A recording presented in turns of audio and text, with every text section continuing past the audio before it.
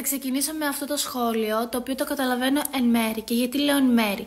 Γιατί καταλαβαίνω πως τα 900 ευρώ είναι πάρα πολύ ακριβά για ενοίκιο, όταν ο βασικός μισθός είναι 700 ευρώ.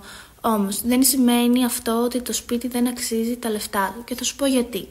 Γιατί όταν ήρθαμε, ψάξαμε και είδαμε πάρα πολλά σπίτια, βάλαμε πάρα πολλά μυστικά και βλέπουμε σπίτια τα οποία είναι 30 και 40 τετραγωνικά, υπόγεια, ισόγεια, σε άθλιες καταστάσεις, με 500, 600 και 700 ευρώ. Οπότε το σπίτι αυτό το βρήκαμε, θέλω να σου πω, τυχαία στην χρυσή ευκαιρία και το κλείσαμε κατευθείαν. Γιατί είχα έρθει με τη φίλη μου, οπότε το ενοίκιο ήταν δια 2.